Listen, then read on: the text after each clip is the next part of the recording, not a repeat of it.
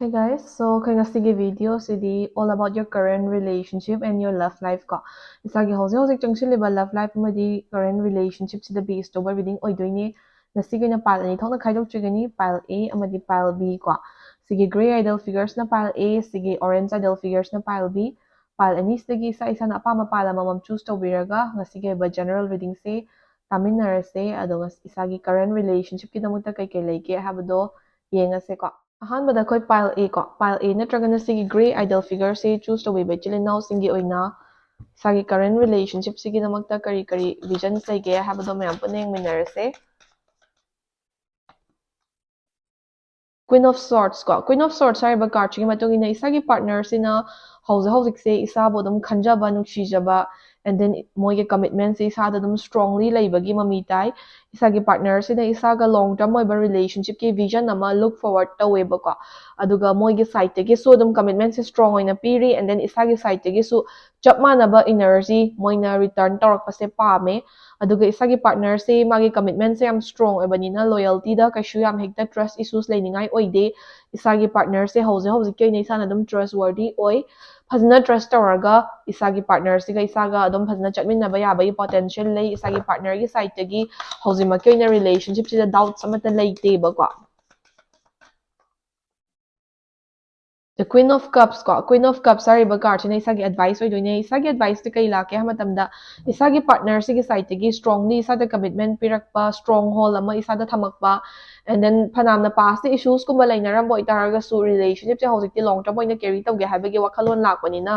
ꯏꯁꯥꯒꯤ ꯁꯥꯏꯗꯇꯒꯤꯁꯨ ꯅꯨꯡꯁꯤꯕꯒꯨꯝꯕꯁꯦ ꯍꯥꯏꯗꯤ ꯎꯠꯊꯣꯛꯄ ꯍꯥꯏꯗꯤ ꯈꯤꯇꯪ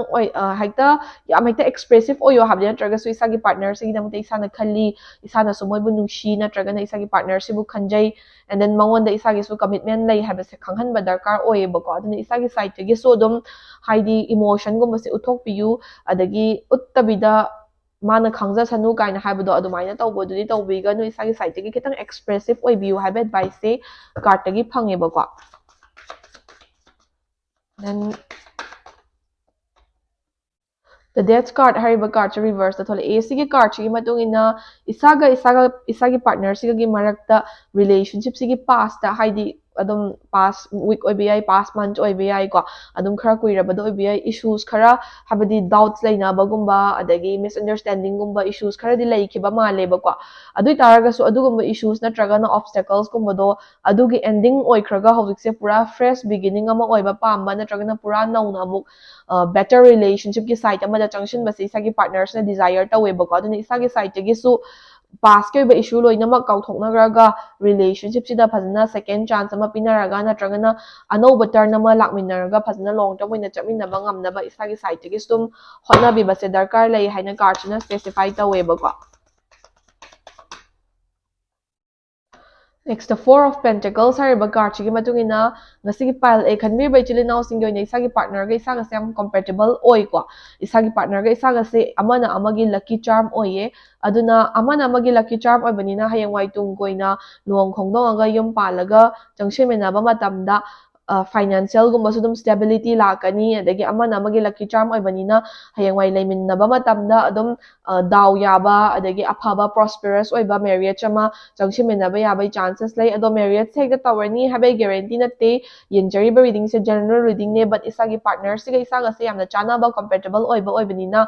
ꯀꯩꯒꯨꯝꯕ ꯐ꯭ꯌꯨꯆꯔꯁꯤꯗ ꯂꯥꯏꯕꯛ ꯐꯗꯅ ꯆꯪꯁꯤꯟꯃꯤꯟꯅꯕ ꯇꯥꯔꯒꯗꯤ ꯑꯐꯕ ꯁ꯭ꯇꯦꯕꯜ ꯑꯣꯏꯕ ꯐ꯭ꯌꯨꯆꯔ ꯑꯃ ꯆꯪꯁꯤꯟꯃꯤꯟꯅꯕ ꯌꯥꯕꯒꯤ ꯄꯣꯇꯦꯟꯁꯤꯌꯦꯜꯗꯣ ꯎꯏꯌꯦꯕꯀꯣ ꯀꯝꯄꯦꯇꯤꯕꯤꯂꯤꯇꯤ ꯑꯗꯨꯝ ꯁ꯭ꯇꯔꯣꯡ ꯑꯣꯏꯅ ꯂꯩ ꯍꯥꯏꯕꯗꯣ describe ꯇꯧꯔꯤꯅꯦꯀꯣ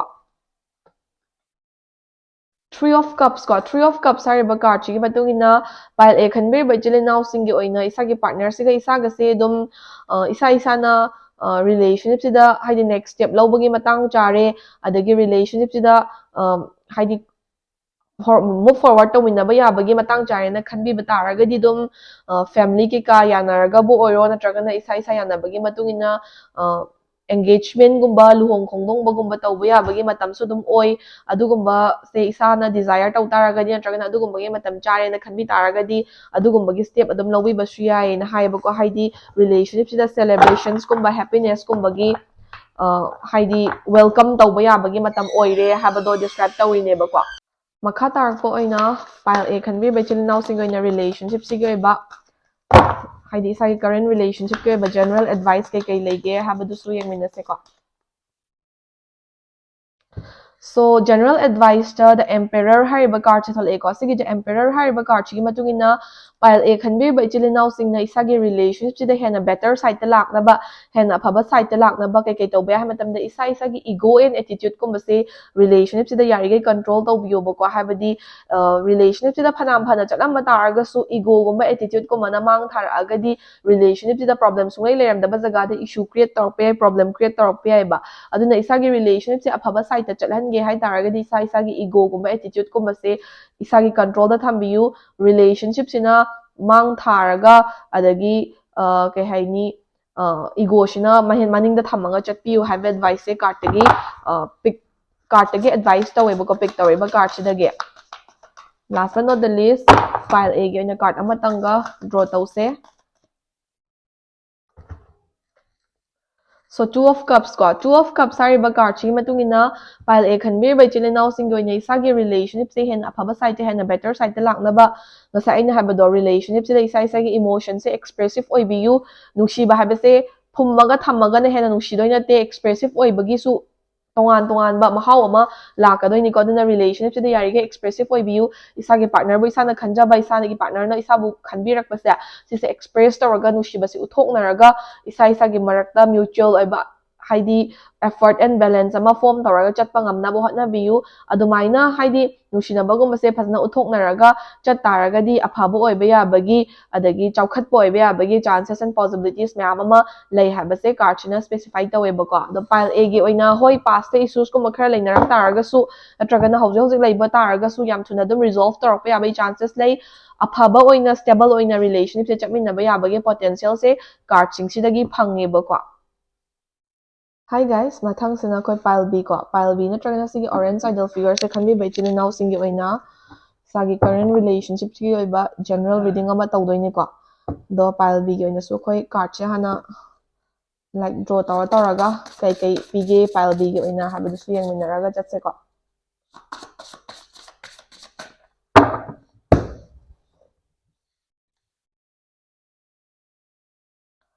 Ten of Swords hariba card chathol a so pile B khanbi bai chini now singi oina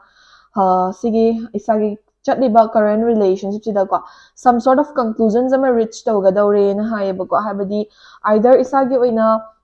lairiba relationship chida past kaigumba negativity gumba adagi trust issues gumba natragan any problem gumba lairamba taraga su either relationship sigi oiba ngasagi issue do adugi resolve tawbagi conclusion ama natragana relationship se yai natragana yade habdo isa na realize taraga makha tana continue tawba natragana tawdaba habadui conclusion ama phangadawbagi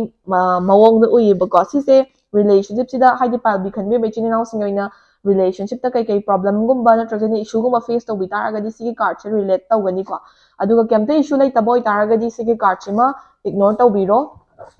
khoi mathangi card amuk draw taraga kai lege habadu yengse ko palbi khanbi be chini naw singi oina the King of Cups hariba card chatholai ko King of Cups hariba card chi matungina pile B khanbe bai chili naw singi oina general oina ko isagi partner sina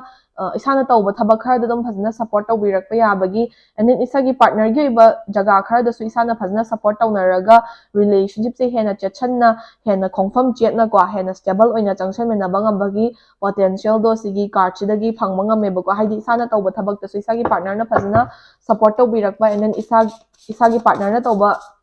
kainoma jaga ama da su natragana jaga khara da su isana phazna support tawnaraga phana dum chapminaba yabagi mami lai hai tare ko next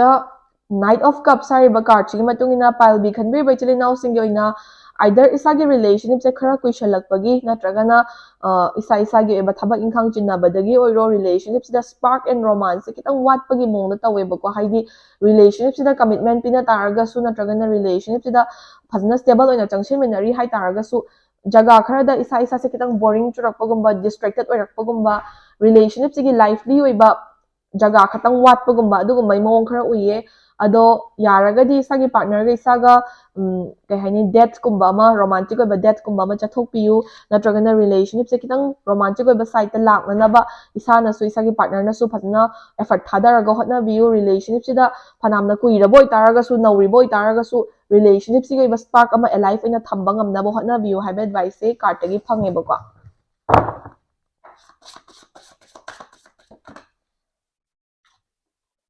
ꯃꯊꯪꯗ king of wands ꯍꯥꯏꯔꯤꯕ ꯀꯥꯔꯠꯁꯦ ꯊꯣꯛꯂꯛꯏꯀꯣ king of wands ꯍꯥꯏꯔꯤꯕ ꯀꯥꯔꯠꯁꯤꯒꯤ ꯃꯇꯨꯡ ꯏꯟꯅ ꯄꯥꯏꯜꯕꯤ ꯈꯟꯕꯤꯔꯤꯕ ꯏꯆꯤꯜ ꯏꯅꯥꯎꯁꯤꯡꯒꯤ ꯑꯣꯏꯅ ꯏꯁꯥ ꯏꯁꯥꯒꯤ ꯀꯦꯔꯤꯌꯔꯒꯨꯝꯕꯅ ꯃꯔꯝ ꯑꯣꯏꯔꯒ ꯍꯥꯏꯗꯤ ꯄꯔꯁꯅꯦꯂꯤ ꯊꯕꯛ ꯏꯪꯈꯥꯡ ꯆꯤꯟꯅꯕ ꯅꯠꯇ꯭ꯔꯒꯅ ꯀꯦꯔꯤꯌꯔꯗ ꯐꯣꯀꯁ ꯇꯧꯅꯕ ꯑꯥꯏꯗꯔ ꯑꯦꯛꯖꯥꯝꯒꯨꯝꯕ ꯊꯥꯅꯕꯒꯤꯕꯨ ꯑꯣꯏꯔꯣ ꯅꯠꯇ꯭ꯔꯒꯅ ꯏꯁꯥ ꯏꯁꯥꯒꯤ ꯊꯕꯛ ꯏꯪꯈꯥꯡꯗ ꯊꯕꯛ ꯆꯤꯟꯅꯕꯅ ꯃꯔꯝ ꯑꯣꯏꯔꯒ ꯔꯤꯂꯦꯁꯟꯁꯤꯞꯁꯤꯗ ꯈꯤꯇꯪ ꯃꯇꯝ ꯄꯤꯕ ꯇꯥꯏꯝ ꯑꯦꯟड ꯑꯦꯇꯦꯟꯁꯟꯒꯨꯝꯕ ꯈꯤꯇꯪ ꯄꯤꯕ ꯋꯥꯠꯄ ꯏꯁꯥꯒꯤ ꯀꯦꯔꯤꯌꯔꯒꯨꯝꯕ ꯏꯁꯥꯒꯤ ꯄꯦꯁꯟ ꯔꯣꯝꯗ ꯈꯔ ꯍꯦꯟꯅ ꯐꯣꯀꯁ ꯇꯧꯕꯒꯤ ꯃꯑꯣꯡ ꯎꯏꯌꯦꯕꯀꯣ ꯑꯗꯨꯕꯨ ꯍꯣꯏ ꯀꯦꯔꯤꯌꯔ ꯍꯥꯏꯕꯁꯤꯁꯨ ꯏꯝꯄꯣꯔꯇꯦꯟꯅꯦ ꯂꯥꯏꯐꯇ ꯕꯠ ꯔꯤꯂꯦꯁꯟꯁꯤꯞꯁꯤꯒꯤꯁꯨ ꯖꯒꯥ ꯈꯔꯗꯪ ꯁ꯭ꯄꯦꯁ ꯈꯔꯗꯪ ꯀꯥꯏꯊꯣꯛꯄꯤꯔꯒ ꯉꯥꯏꯍꯥꯛꯇꯪ ꯑꯣꯏꯇꯥꯔꯒꯁꯨ ꯑꯩꯅ ꯍꯥꯏꯕꯗꯣ ꯔꯤꯂꯦꯁꯟꯁꯤꯞꯀꯤ ꯑꯣꯏꯕ ꯂꯥꯏꯐꯂꯤ ꯑꯣꯏꯕ ꯃꯣꯃꯦꯟꯠꯁ ꯈꯔ ꯑꯗꯨꯝ ꯀ꯭रिꯌꯦꯠ ꯇꯧꯔꯒ ꯊꯝꯅꯕ ꯍꯣꯠꯅꯕꯤꯌꯨ ꯐꯅꯌꯥꯝꯅ ꯑꯆꯤꯟꯕ ꯂꯩꯇꯥꯔꯒꯁꯨ ꯑꯆꯤꯟꯕꯗꯨꯗꯒꯤ ꯈꯔ ꯈꯔ ꯀꯥꯏꯊꯣꯛꯅꯔꯒ ꯏꯁꯥꯒꯤ ꯔꯤꯂꯦꯁꯟꯁꯤꯞꯁꯦ ꯂꯥꯏꯐꯂꯤ ꯑꯣꯏꯅ ꯊꯝꯅꯅꯕ ꯍꯣꯠꯅꯕꯤꯌꯨ ꯍꯥꯏꯕ ꯑꯦꯗꯚꯥꯏꯁꯁꯦ ꯀꯥꯔꯠꯇꯒꯤ ꯐꯪꯉꯤ ꯔꯤꯂꯦꯁꯟꯁꯤꯞ ꯁꯨꯗ ꯅꯣꯠ ꯕꯤ ꯇꯦꯀꯟ ꯐꯣꯔ ꯒ꯭ꯔꯥꯟꯇꯦꯗ ꯀꯣ ꯐꯅꯌꯥꯝꯅ ꯀ꯭ꯂꯣꯖ ꯑꯣꯏꯅ ꯂꯣꯏꯅꯔꯕ ꯑꯣꯏꯇꯥꯔꯒꯁꯨ ꯐꯅꯌꯥꯝꯅ ꯊꯥꯖꯅꯔꯕ ꯑꯣꯏꯇꯥꯔꯒꯁꯨ ꯒ꯭ꯔꯥꯟꯇꯦꯗ ꯑꯣꯏꯅ ꯂꯧꯅꯒꯅꯨ ꯔꯤꯂꯦꯁꯟꯁꯤꯞꯁꯤꯗ ꯉꯁꯥꯏꯒꯤ ꯂꯥꯏꯐꯂꯤꯅꯦꯁꯇꯨ ꯑꯗꯨꯝ ꯍꯤꯡꯉꯒ ꯊꯝꯅꯕ ꯍꯣꯠꯅꯕꯤꯌꯨ ꯍꯥꯏꯌꯦꯕꯀꯣ ꯅꯦꯛꯁꯇ ꯊ꯭ꯔꯤ ꯑꯣꯐ ꯄꯦꯟꯇꯦꯀꯜꯁ ꯍꯥꯏꯔꯤꯕ ꯀꯥꯔꯠꯁꯦ ꯊꯣꯛꯂꯛꯏ ꯊ꯭ꯔꯤ ꯑꯣꯐ ꯄꯦꯟꯇꯦꯀꯜꯁ ꯍꯥꯏꯔꯤꯕ ꯀꯥꯔꯠꯁꯤꯒꯤ ꯃꯇꯨꯡ ꯏꯟꯅ ꯄꯥꯏꯜꯕꯤ ꯈꯟꯕꯤꯔꯤꯕ ꯏꯆꯤꯜ ꯏꯅꯥꯎꯁꯤꯡꯒꯤ ꯑꯣꯏꯅ ꯏꯁꯥꯒꯤ ꯄꯥꯔꯠꯅꯔꯒ ꯏꯁꯥꯒꯁꯦ ꯑꯗꯨꯝ ꯀꯣꯝꯄꯦꯇꯤꯕꯜ ꯁꯥꯏꯠꯇ ꯔꯦꯟꯖ ꯇꯧꯋꯦꯕꯀꯣ ꯍꯣꯏ ꯉꯁꯥꯏꯒꯤ ꯉꯥꯏꯍꯥꯛꯀꯤ ꯑꯣꯏꯕ ꯏꯁꯨꯁ ꯄ꯭ꯔꯣꯕ꯭ꯂꯦꯝꯁ ꯑꯗꯨꯒꯨꯝꯕꯗꯤ ꯑꯗꯨꯝ ꯔꯤꯂꯦꯁꯟꯁꯤꯞ ꯈꯨꯗꯤꯡꯃꯛꯇ ꯀꯃꯟꯅꯦꯀꯣ ꯕꯠ ꯑꯗꯨꯒꯨꯝꯕ ꯏꯁꯨꯁ ꯑꯦꯟ ꯄ꯭ꯔꯣꯕ꯭ꯂꯦꯝꯗꯣ ꯐꯖꯅ ꯔꯤꯖꯣꯜቭ ꯇꯧꯔꯒ ꯆꯠꯃꯤꯟꯅꯕ ꯉꯝ ꯇꯥꯔꯒꯗꯤ ꯏꯁꯥꯒ ꯏꯁꯥꯒꯤ ꯄꯥꯔꯠꯅꯔꯒꯁꯦ ꯑꯗꯨꯝ ꯆꯥꯟꯅꯕ ꯀꯣꯝꯄꯦꯇꯤꯕꯜ ꯑꯣꯏꯕ ꯑꯦꯟ ꯗꯦꯟ ꯂꯣꯡ ꯇꯔꯝ ꯑꯣꯏꯅ ꯐꯖꯅ ꯁ꯭ꯇꯦꯕꯜ ꯑꯣꯏꯅ ꯆꯪꯁꯤꯟꯃꯤꯟꯅꯕ ꯌꯥꯕ ꯔꯤꯂꯦꯁꯟꯁꯤꯞ ꯑꯃꯒꯤ ꯄꯣꯇꯦꯟꯁꯤꯌꯦꯜ ꯎꯕ ꯍꯥꯏꯕꯗꯨꯗꯤ ꯑꯣꯏꯌꯦ ꯑꯗꯨꯅ ꯏꯁꯥꯒꯤ ꯄꯥꯔꯠꯅꯔꯒ ꯏꯁꯥꯒꯁꯦ ꯑꯗꯨꯝ ꯆꯥꯟꯅꯩ ꯀꯣꯝꯄꯦꯇꯤꯕꯜ ꯑꯣꯏ ꯉꯥꯏꯍꯥꯛ ꯉꯥꯏꯍꯥꯛꯀꯤ ꯑꯣꯏꯕ ꯄ꯭ꯔꯣꯕ꯭ꯂꯦꯝꯁ ꯑꯦꯟ ꯏꯁꯨꯁ ꯂꯩꯅ ꯇꯥꯔꯒꯁꯨ ꯐꯖꯅ ꯑꯗꯨꯝ ꯔꯤꯖꯣꯜቭ ꯇꯧꯃꯤꯟꯅꯔꯒꯗꯤ ꯂꯣꯡ ꯇꯔꯝ ꯑꯣꯏꯅ ꯆꯠꯃꯤꯟꯅꯕ ꯌꯥꯕꯒꯤ ꯆꯥꯟꯁꯦꯁꯇꯣ ꯀꯥꯔꯠꯁꯤꯗꯒꯤ ꯑꯗꯨꯝ ꯄꯤꯔꯤꯅꯦꯕꯀꯣ ꯀꯥꯔꯠꯁꯤꯡꯁꯤꯗꯒꯤ ꯅꯦꯛꯁꯇ ꯊ꯭ꯔꯤ ꯑꯣꯐ ꯋꯥꯟꯁ ꯍꯥꯏꯔꯤꯕ ꯀꯥꯔꯠꯁꯦ ꯊꯣꯛꯂꯛꯑꯦꯕꯀꯣ ꯊ꯭ꯔꯤ ꯑꯣꯐ ꯋꯥꯟꯁ ꯍꯥꯏꯔꯤꯕ ꯀꯥꯔꯠꯁꯤꯒꯤ ꯃꯇꯨꯡ ꯏꯟꯅ ꯄꯥꯏꯜꯕꯤ ꯈꯟꯕꯤꯔꯤꯕ ꯏꯆꯤꯜ ꯏꯅꯥꯎꯁꯤꯡꯒꯤ ꯑꯣꯏꯅ ꯏꯁꯥꯒꯤ ꯔꯤꯂꯦꯁꯟꯁꯤꯞꯁꯤꯗ ꯍꯦꯟꯅ ꯑꯐꯕ ꯑꯣꯏꯅ ꯆꯠꯀꯦ ꯍꯥꯏꯔꯒꯗꯤ ꯀꯝꯃ꯭ꯌꯨꯅꯤꯀꯦꯁꯟ ꯒꯦꯝꯁꯦ ꯌꯥꯝ ꯁ꯭ꯇ꯭ꯔꯣꯡ ꯑꯣꯏꯅ ꯊꯝꯅꯕ ꯍꯣꯠꯅꯕꯤꯌꯨ ꯉꯥꯏꯍꯥꯛ ꯈꯠꯅꯔꯁꯨ ꯁꯥꯎꯅꯔꯁꯨ ꯌꯥꯔꯤꯈꯩ ꯀꯝꯃ꯭ꯌꯨꯅꯤꯀꯦꯁꯟꯗ ꯒꯦꯞ ꯂꯥꯛꯇꯅꯕ ꯍꯣꯠꯅꯕꯤꯌꯨ ꯀꯝꯃ꯭ꯌꯨꯅꯤꯀꯦꯁꯟꯗ ꯍꯦꯛ ꯒꯦꯞ ꯂꯥꯛꯇꯥꯔꯒꯗꯤ ꯏꯁꯥꯒꯤ ꯔꯤꯂꯦꯁꯟꯁꯤꯞꯁꯤꯗ ꯑꯥꯎꯠ ꯑꯣꯐ ꯗ ꯕ꯭ꯂꯨ ꯀꯣ ꯊꯔꯠ ꯄꯔꯁꯟꯒꯨꯝꯕ ꯆꯪꯉꯛꯄ ꯌꯥꯕꯒꯤ ꯅꯠꯇ꯭ꯔꯒꯅ ꯃꯤꯅ ꯍꯥꯏꯖꯤꯟ ꯇꯝꯁꯤꯜꯂꯛꯑꯒ ꯔꯤꯂꯦꯁꯟꯁꯤꯞꯁꯤꯗ ꯄ꯭ꯔꯣꯕ꯭ꯂꯦꯝ ꯑꯣꯏꯔꯛꯄ ꯌꯥꯕꯒꯤ ꯆꯥꯟꯁꯦꯁ ꯂꯩ ꯑꯗꯨꯅ ꯐꯅꯌꯥꯝꯅ ꯏꯁꯨ ꯂꯩꯅꯔꯒꯁꯨ ꯀꯝꯃ꯭ꯌꯨꯅꯤꯀꯦꯁꯟꯗ ꯌꯥꯔꯤꯈꯩ ꯒꯦꯞ ꯊꯝꯗꯅꯕ ꯍꯣꯠꯅꯕꯤꯌꯨ ꯃꯤꯅ ꯉꯥꯡꯕ ꯋꯥ ꯊꯥꯖꯗ꯭ꯔꯤꯀꯥꯟꯗ ꯏꯁꯥ ꯏꯁꯥꯒꯤ ꯃꯔꯛꯇ ꯍꯥꯟꯅ ꯄꯥꯎ ꯐꯥꯎꯗꯣꯛꯅꯕꯤꯌꯨ ꯀꯝꯃ꯭ꯌꯨꯅꯤꯀꯦꯁꯟ ꯒꯦꯞꯁꯦ ꯌꯥꯔꯤꯈꯩ ꯂꯩꯇꯅꯕ ꯍꯣꯠꯅꯕꯤꯌꯣꯕꯀꯣ ꯔꯤꯂꯦꯁꯟꯁꯤꯞꯁꯦ ꯐꯖꯅ ꯆꯠꯄ ꯉꯝꯅꯅꯕ ꯍꯥꯏꯇꯥꯔꯦꯀꯣ ꯂꯥꯁ ꯕꯠ ꯅꯣꯠ ꯗ ꯂꯤꯁ ꯄꯥꯏꯜꯕꯤꯒꯤ ꯑꯣꯏꯕ ꯀꯥꯔꯠ ꯑꯃꯇꯪꯒ ꯗ꯭ꯔꯣ ꯇꯧꯖꯒꯦ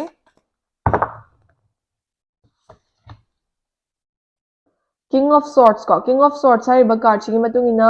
ꯄꯥꯏꯜꯕꯤ ꯈꯟꯕꯤꯔꯤꯕ ꯏꯆꯤꯜ ꯏꯅꯥꯎꯁꯤꯡꯒꯤ ꯑꯣꯏꯅ ꯏꯁꯥꯒꯤ ꯔꯤꯂꯦꯁꯟꯁꯤꯞꯁꯦ ꯐ꯭ꯌꯨꯆꯔꯗ ꯑꯗꯨꯝ ꯕ꯭ꯔꯥꯏꯠ ꯑꯣꯏꯕꯀꯣ ꯁꯤꯗ ꯎꯔꯤꯁꯦ ꯕ꯭ꯔꯥꯏꯠ ꯑꯣꯏꯕ ꯐ꯭ꯌꯨꯆꯔ ꯑꯃ ꯑꯗꯨꯝ ꯂꯩꯌꯦ ꯑꯗꯒꯤ ꯏꯁꯥ ꯏꯁꯥꯅ ꯐꯖꯅ ꯑꯦꯐꯔꯠ ꯊꯥꯗꯅꯔꯒꯗꯤ ꯑꯦꯟ ꯗꯦꯟ ꯏꯁꯥ ꯏꯁꯥꯒꯤ ꯁꯥꯏꯠꯇꯒꯤ ꯑꯉꯝꯕ ꯂꯦꯚꯦꯜꯗ ꯔꯤꯂꯦꯁꯟꯁꯤꯞꯁꯤꯒꯤ ꯑꯣꯏꯕ ꯖꯒꯥ ꯑꯌꯥꯝꯕ ꯀꯣꯝꯄ꯭ꯔꯣꯃꯥꯏꯁ ꯇꯧꯅꯕ ꯑꯟꯗꯔꯁꯇꯦꯟꯗꯤꯡ ꯃꯦꯟꯇꯦꯟ ꯇꯧꯅꯕ ꯑꯦꯟ ꯗꯦꯟ ꯃꯦꯆꯣꯔꯂꯤ ꯍꯦꯟꯗꯜ ꯇꯧꯕ ꯑꯗꯒꯤ ꯉꯁꯥꯏ ꯑꯩꯅ ꯍꯥꯏꯖꯕꯗꯣ ꯀꯝꯃ꯭ꯌꯨꯅꯤꯀꯦꯁꯟ ꯒꯦꯞꯁꯦ ꯌꯥꯔꯤꯈꯩ ꯂꯩꯍꯟꯗꯕ ꯑꯗꯨꯒ ꯑꯃꯅ ꯑꯃꯕꯨ ꯐꯖꯅ ꯑꯟꯗꯔꯁꯇꯦꯟ ꯇꯧꯔꯒ ꯆꯠꯃꯤꯟꯅ ꯇꯥꯔꯒꯗꯤ ꯔꯤꯂꯦꯁꯟꯁꯤꯞꯁꯤꯒꯤ ꯑꯣꯏꯕ ꯕ꯭ꯔꯥꯏꯠ ꯐ꯭ꯌꯨꯆꯔ ꯑꯃ ꯔꯤꯆ ꯇꯧꯕ ꯌꯥꯕꯒꯤ ꯆꯥꯟꯁꯦꯁ ꯂꯩ ꯑꯗꯨꯒ ꯑꯦꯅꯤ ꯏꯁꯨ ꯈꯠꯅꯕ ꯆꯩꯅꯕ ꯁꯥꯎꯅꯕ ꯊꯣꯛꯂꯛꯄ ꯃꯇꯝꯗ ꯏꯁꯨꯗꯨꯒꯤ ꯃꯔꯝꯗ ꯐꯖꯅ ꯈꯪꯗ꯭ꯔꯤꯉꯩꯗ ꯚꯥꯞꯅ ꯍꯦꯛꯇ ꯁꯥꯒꯠꯄ ꯂꯥꯟꯅ ꯍꯦꯛꯇ ꯂꯧꯁꯟꯅꯕꯒꯨꯝꯕ ꯁꯤꯒꯨꯝꯕꯁꯦ ꯌꯥꯔꯤꯈꯩ ꯇꯧꯕꯤꯒꯅꯨ ꯐꯖꯅ ꯍꯥꯏꯗꯤ ꯊꯣꯛꯏꯕ ꯏꯁꯨꯗꯨꯒꯤ ꯅꯣꯂꯦꯖ ꯐꯖꯅ ꯂꯩꯕꯤꯌꯨ ꯑꯃꯗꯤ ꯀꯃꯥꯏꯅ ꯁꯣꯜቭ ꯇꯧꯕ ꯌꯥꯒꯅꯤ ꯍꯥꯏꯕꯒꯤ ꯀꯣꯝꯄ꯭ꯔꯣꯃꯥꯏꯁꯀꯨꯝꯕ ꯑꯗꯨꯝ ꯃꯌꯥꯝ ꯇꯧꯕꯤꯌꯨ ꯑꯗꯨꯒ ꯏꯁꯨꯁꯦ ꯉꯥꯏꯍꯥꯛ ꯉꯥꯏꯍꯥꯛꯀꯤ ꯊꯣꯛ ꯇꯥꯔꯒꯁꯨ ꯀꯟꯀ꯭ꯂꯨꯖꯟ ꯑꯃ ꯄꯤꯔꯒ ꯂꯣꯏꯁꯤꯟꯈꯤꯅꯕ ꯍꯣꯠꯅꯕꯤꯌꯨ ꯑꯗꯨꯒ ꯐꯖꯅ ꯉꯁꯥꯏꯒꯤ ꯑꯟꯗꯔꯁꯇꯦꯟꯗꯤꯡ ꯂꯩꯅꯅ ꯆꯠꯃꯤꯟꯅ ꯉꯝ ꯇꯥꯔꯒꯗꯤ ꯕ꯭ꯔꯥꯏꯠ ꯑꯣꯏꯕ ꯐ꯭ꯌꯨꯆꯔ ꯑꯃ ꯑꯗꯨꯝ ꯔꯤꯆ ꯇꯧꯃꯤꯟꯅꯕ ꯌꯥꯕꯒꯤ ꯄꯣꯇꯦꯟꯁꯤꯌꯦꯜꯁꯦ ꯄꯥꯏꯜꯕꯤꯒꯤ ꯑꯣꯏꯅꯁꯨ ꯄꯤꯌꯦꯕꯀꯣ ꯁꯨꯃꯥꯏꯅ ꯄꯤꯌꯦ ꯄꯥꯏꯜꯕꯤꯒꯤ ꯑꯣꯏꯕ ꯖꯦꯅꯔꯦꯜ ꯔꯤꯂꯦꯁꯟꯁꯤꯞ ꯔꯤꯗꯤꯡꯁꯦꯀꯣ ꯁꯤꯗꯒꯤ ꯂꯧꯕ ꯌꯥꯕ ꯑꯦꯗꯚꯥꯏꯁꯁꯦ ꯂꯧꯁꯤꯟꯕꯤꯔꯒ ꯃꯊꯪꯒꯤ ꯔꯤꯗꯤꯡ ꯑꯃꯨꯛ ꯉꯥꯏꯃꯤꯟꯅꯔꯁꯤ